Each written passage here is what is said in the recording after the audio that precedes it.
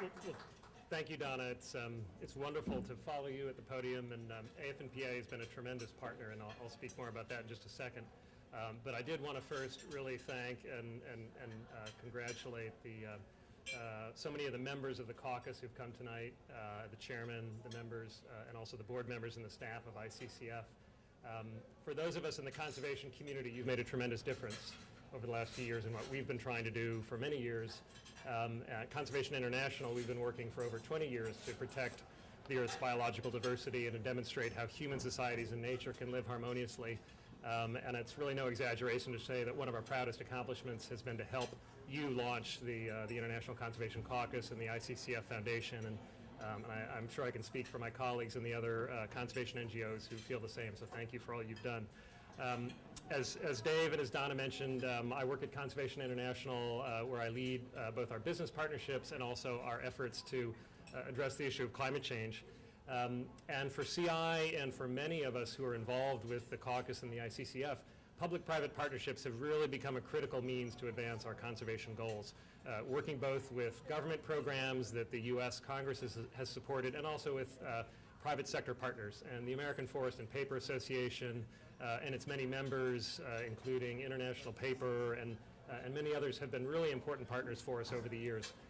We've worked on a variety of important initiatives. We've helped put together something called the Sustainable Forestry Initiative, which has been a really important effort by the American forest industry to set standards for its own behavior in terms of how it manages forest lands in the United States, but also internationally. We've also worked with member companies of AFNPA in Brazil, in China, and in Indonesia, which I'll speak more about in just a moment. And you'll see images here beside me of some of the places we're working in Indonesia. At Conservation International, we've had a motto from the beginning that we need to keep our head in the sky but our feet in the mud, if we're going to be successful in conservation.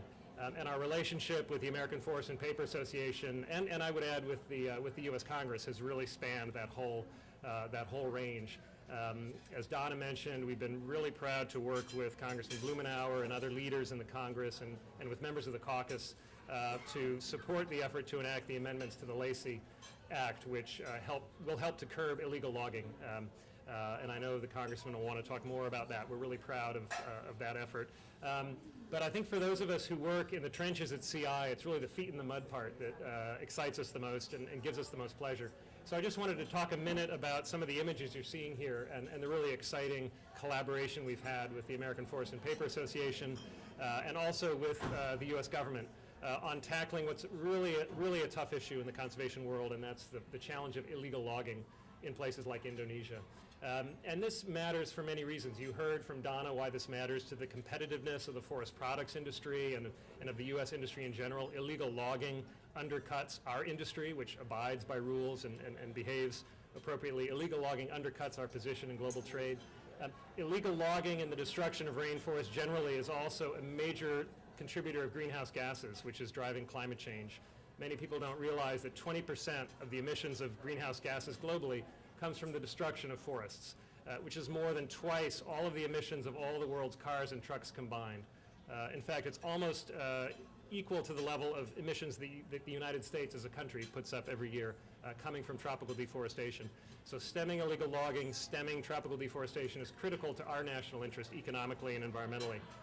We've been working on the ground in the mud in Indonesia on the island of Sumatra with support from AFNPA, also with support from the U.S. Agency for International Development, to really empower the local communities you see here to take action against illegal loggers who not only are harming our interests, but are harming the interests of those local communities as they destroy the forests that local communities depend on for water, for non-timber forest products, and for other economic benefits.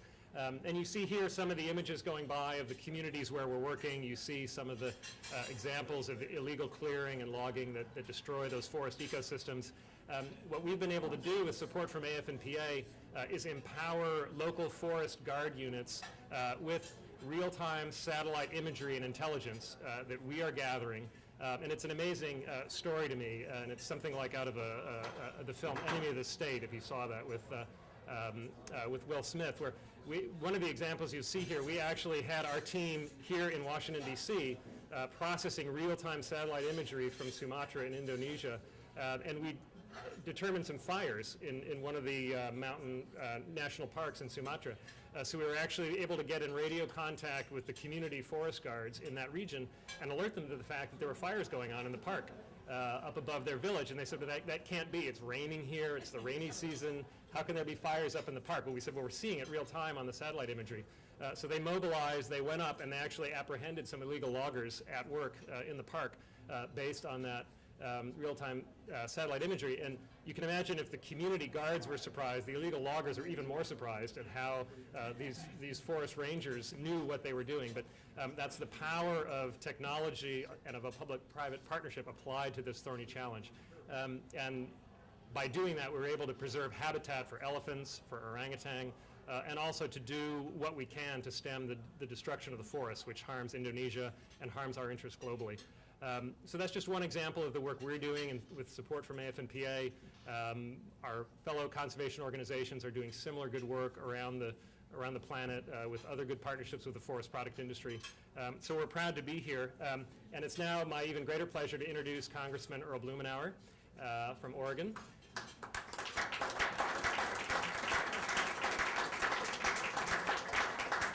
And you all know Congressman Blumenauer, so he needs no introduction. Let me just say that we've been really pleased to have him as our champion in addressing this issue of illegal logging. And I'll just say personally, as a cyclist, how much I admire your leadership on the Livable Communities Initiative here in this country and what you've done in Portland to make it such a spectacular city. And we're just proud to have you extending that leadership to the international realm. So thank you for all you've done.